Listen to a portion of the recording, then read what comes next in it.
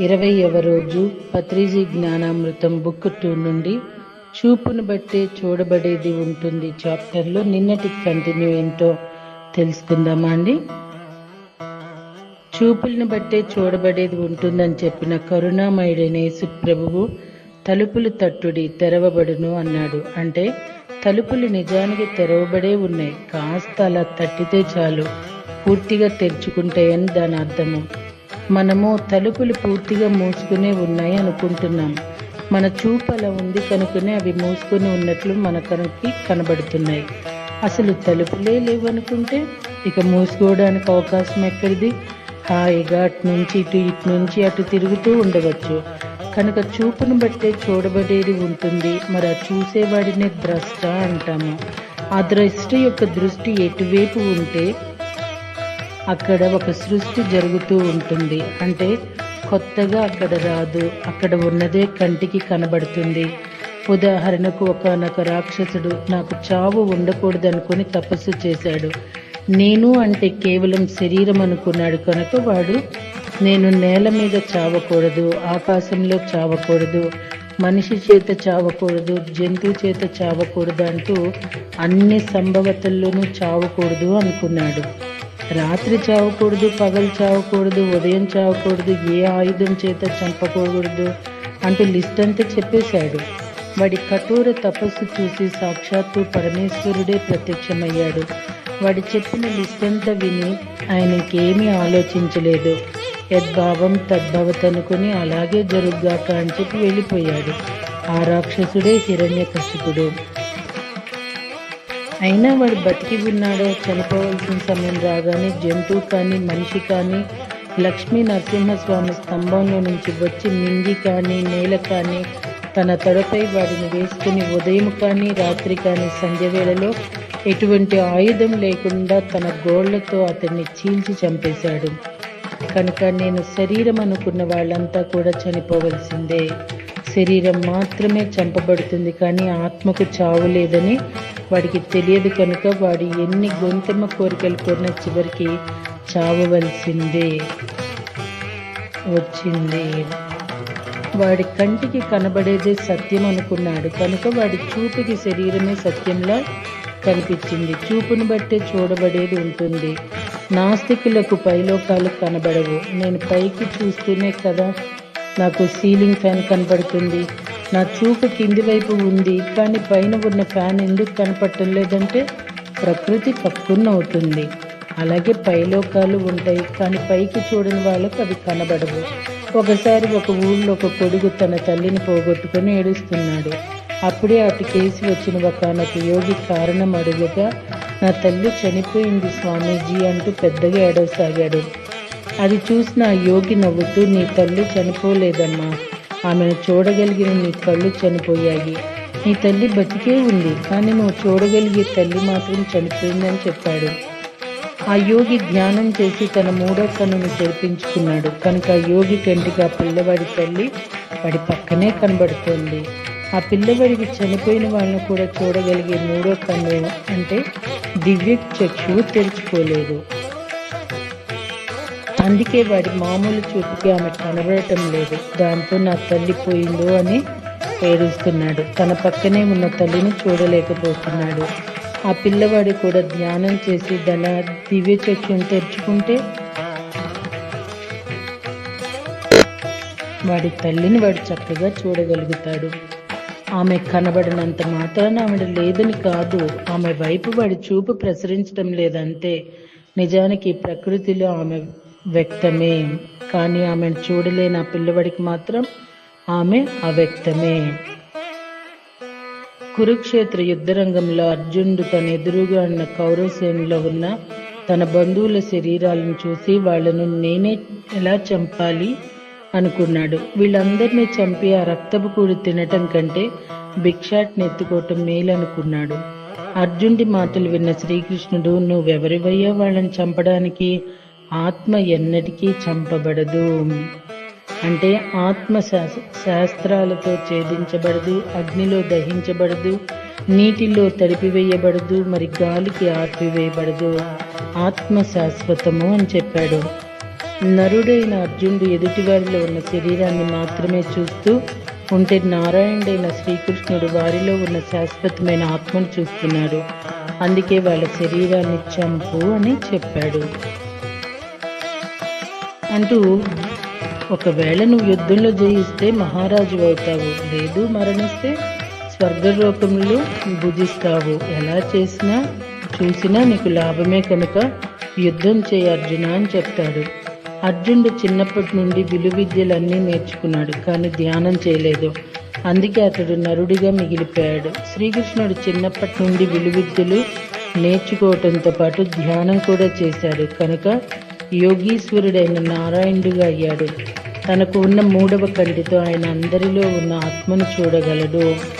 ఇలా ధ్యానం చేసిన వాళ్ళ చూపు ఒక రకంగా ఉంటుంది, మరి ధ్యానం చేయని వాళ్ళ చూపు ఇంకో రకంగా ఉంటుంది. యుద్ధ విద్య నేర్చుకున్న వాడి చూపు ఒక రకంగా ఉంటుంది, మరి యుద్ధ విద్య నేర్చుకుని వాడి చూపు ఇంకొక రకంగా ఉంటుంది. ఉత్తర గోగ్రహణ ఘట్టంలో ఉత్తర కుమారుడు అనేక ప్రగల్భాలు పలికి యుద్ధానికి వెళ్ళి అక్కడ ఉన్న పెద్ద కౌరవ సేనను చూసి భయపడిపోయి, నేను యుద్ధం చెయ్యను అని వెనక్కి పరిగెత్తాడు. ఉత్తర కుమారుడు చిన్నప్పుడు యుద్ధ విద్యలు నేర్చుకోలేదు కనుక అతడి చూపు అలాగే ఉంటుంది. అతడిలో యుద్ధ సామర్థ్యం లేదు కనుక ఊరికే గొప్పలు చెప్పుకుంటూ ఉంటాడు. అతడి వెంట రథసారథిగా బయలుదేరిన అర్జునుడు మారువేషంలో ఉన్నా సరే వీరుడే. అతను చిన్నప్పటి నుంచి యుద్ధ విద్యలన్నీ నేర్చుకుని ఆరితేరి ఉన్నాడు కనుక నేను యుద్ధం చేస్తాను ఆగు అన్నాడు ధైర్యంగా. అర్జునుడి చూపు అర్జునుడిది, ఉత్తర కుమారుడి చూపు ఉత్తర కుమారుడిది, అలాగే పిరమిడ్ మాస్టర్ల చూపు పిరమిడ్ మాస్టర్ది, మరి నా చూపు నాది. నేను తిరిగి అలసిపోయి ఉన్నా సరే తిరుగుతూనే ఉంటాను. ఎంతోమంది నాతో స్వామీజీ మీరు రెస్ట్ తీసుకోండి అని చెప్తారు, కానీ నాకు పని చేయాలన్న చూపే కానీ రెస్ట్ తీసుకోవాలన్న చూపే లేదు. ఇదిగో ఇప్పుడు ఈ కరోనా వచ్చి నన్ను ఇలా ఇంట్లో కూర్చోబెట్టింది. నెల రోజుల నుంచి హాయిగా ఇంట్లో ఉన్నాను. కరోనా రాకపోయి ఉంటే నేను ఇలా ఇంట్లో కూర్చొని ఉండేవాడిని కాదు కదా, ఎప్పట్లాగే తిరుగుతూనే ఉండేవాడిని. ఊపిరి ఉన్నంత వరకు తిరుగుతూనే ఉండేవాడిని. కానీ కరోనా వల్ల తప్పలేదు. పరిస్థితిని యాక్సెప్ట్ చేసి హాయిగా సినిమాలు చూస్తున్నాను. నాకు కావలసినవన్నీ వండించుకొని తింటున్నాను. టీఎంసీ వాళ్ళు చక్కగా రికార్డింగ్లు చేస్తూ కూర్చున్న చోటు నుంచే నన్ను ప్రపంచమంతా తిప్పుతున్నారు. నేను స్టూడియోకి వెళ్లకుండానే వాళ్లే వచ్చి చక్కగా షూటింగులు చేస్తున్నారు. శ్రీనివాస్ రెడ్డి గారు నాకు కావలసిన కొత్త పుస్తకాలన్నీ తెచ్చిస్తున్నారు ప్రతిరోజు. ఇలా కరోనా నాకు గొప్ప వరమైపోయింది. కరోనా భయంలో దాదాపు 1,00,000 మంది చనిపోయారు. వాళ్ళంతా మేము కేవలం శరీరాలమే అనుకుని కరోనా వల్ల మా శరీరాలకు ఏమవుతుందని భయపడ్డారు కనుక కరోనా వాళ్ళ శరీరాలను తినేసింది. నేను శరీరం మాత్రమే అనుకుని ఆ శరీరాన్ని పోషించుకోవటం కోసం ఇతర జంతువుల్ని నాశనం చేసి పొట్ట నింపుకునే వాళ్ళంతా కరోనా బారిన పడ్డారు. చైనా దేశంలో ఏ జంతువు కనబడినా పట్టుకుని అలా తినేస్తారు.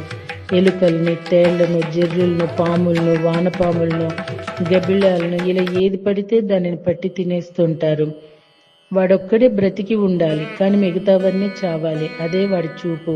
అది రాక్షసత్వం కాకపోతే మరి ఏమిటి? అందుకే పరిత్రాణాయ సాధూనాం వినాశాయ చ దుష్కృతాం ధర్మ సంస్థాపనార్థాయ సంభవామి యుగే యుగే అని భగవద్గీతలో శ్రీకృష్ణుడు చెప్పినట్లు అలాంటి దుష్టులను శిక్షిస్తూ కరోనా ఈ భూమి మీద అహింసా ధర్మం సంస్థాపన చేస్తుంది.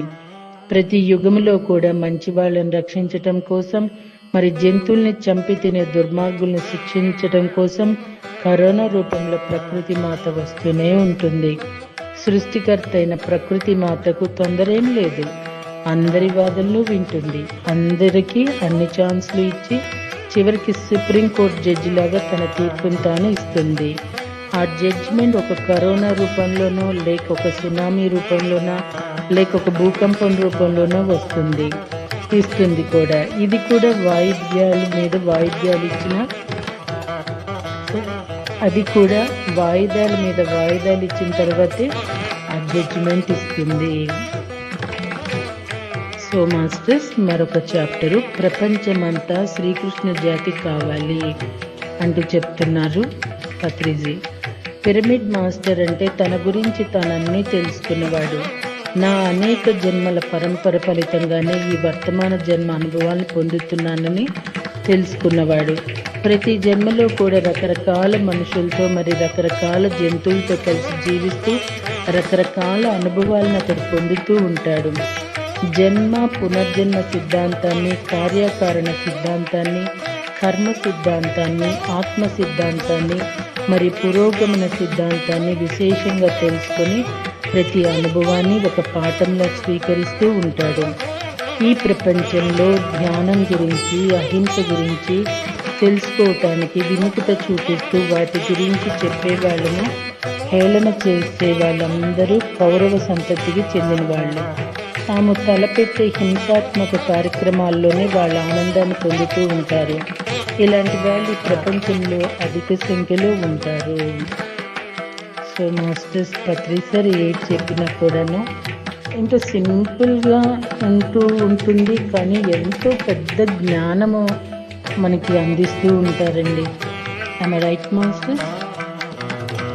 మేమెవరికి హాని చెయ్యం. మాకు హాని చేసేవాళ్ళు, మాకు వద్దని చెప్పే వాళ్ళంతా పాండవుల సంతతికి చెందిన వాళ్ళు. ఇలాంటి వాళ్ళు ప్రపంచంలో స్వల్ప సంఖ్యలో ఉంటారు. లోక కళ్యాణం కోసమే మేము పుట్టామని తెలుసుకొని ఆ ప్రకారం జీవించే వాళ్ళంతా కూడా శ్రీకృష్ణుడి సంతతికి చెందిన వాళ్ళు. ఇలాంటి వాళ్ళు వేల మీద లెక్కించే సంఖ్యలో ఉంటారు. వాళ్ళే పిరమిడ్ మాస్టర్లు. ఈ పిరమిడ్ మాస్టర్లంతా కూడా శ్వాస అంటే ప్రాణం అంట, ప్రాణం అంటే శక్తి అంట అంటూ శ్వాస మీద ధ్యాస ప్రచారాన్ని విశేషంగా చేస్తున్నారు. శ్వాస రూపంలో నీ దగ్గర ఉన్న నీ శక్తిని ధ్యానం ద్వారా పట్టుకొని నువ్వు ఉద్ధరించుకో అని చెప్పే వీళ్ళంతా కూడా శ్రీకృష్ణ సంతతికి, యేసుక్రీస్తు సంతతికి చెందిన వాళ్ళు. దేహం అంటే మట్టి అంట, ఆత్మయే మనమంట. ఆత్మ అంటే దైవం అంట, దైవం అంటే ఆత్మ అంట. మనమే దేవుళ్ళమంటారు అన్నలాగా మనదే ఆనందం అంటారు అని చెప్తూ పిరమిడ్ మాస్టర్లందరూ ధ్యాన ప్రచారం ద్వారా ప్రతి ఒక్కరిలోని ఆత్మశక్తిని తట్టి లేపుతున్నారు. బ్రతుకంటే ఆటంట, బ్రతుకంటే పాటంట, బ్రతుకంటే నాటకమంట, బ్రతుకంటే నాట్యమంట. వైరాగ్యం వద్దంటారు అన్నలాగా వైభోగం మనదంటారు అంటూ ఎవ్వరూ వైరాగ్యంతో ఏడుస్తూ కూర్చోకుండా వైభోగంగా ఎలా బ్రతకాలో నేర్పిస్తున్నారు. విలియం షేక్స్పియర్ గారు కూడా ప్రపంచం అన్నది ఒక నాటక రంగం, ఇందులో మనమంతా కూడా నటీనటులమని ఎప్పుడో చెప్పారు. యుగ మార్పిడి వంటి ఈ గొప్ప సమయంలో ప్రపంచమంతా శ్రీకృష్ణ జాతి కావాలి అన్న దివ్య సంకల్పంతో పుట్టిన పిఎస్ఎస్ఎం ఈరోజు భారతదేశంతో సహా పలు ప్రపంచ దేశాల్లో ధ్యాన శాకాహార ప్రచారాలను ముమ్మరం చేస్తోంది. వాళ్ళ విశేష కృషి వల్ల ఇంకో 10 సంవత్సరాల్లో ప్రపంచమంతా ధ్యాన శాకాహారమయమై తీరవలసిందే.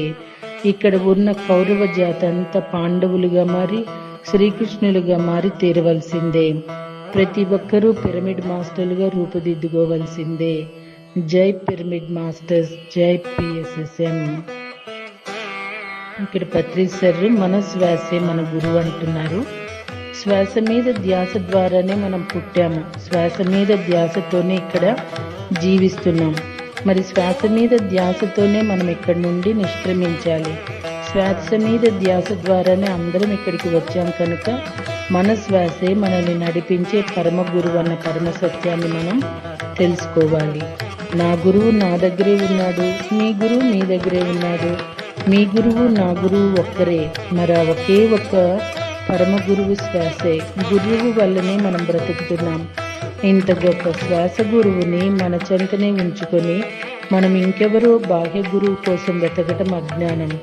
ఇంకెవరినో గురువు అనుకొని సాష్టాంగ పడటం తెలివి తక్కువతనం కనుక శ్వాస గురువుపై ధ్యాస ఉంచుతూ సకల అజ్ఞానాల నుంచి బయటపడదాం. విశేషంగా ఆత్మజ్ఞానాన్ని మరిన్ని ముక్తిని పొందుదాం అని చెప్తున్నారు బ్రహ్మర్షి పితామహ పత్రిజీ. సో మాస్టర్స్, రేపు పిరమిడ్ సిద్ధ పురుషులు అంటూ చెప్తున్న మరొక చాప్టర్ స్టార్ట్ చేసుకుందామా? Thank you.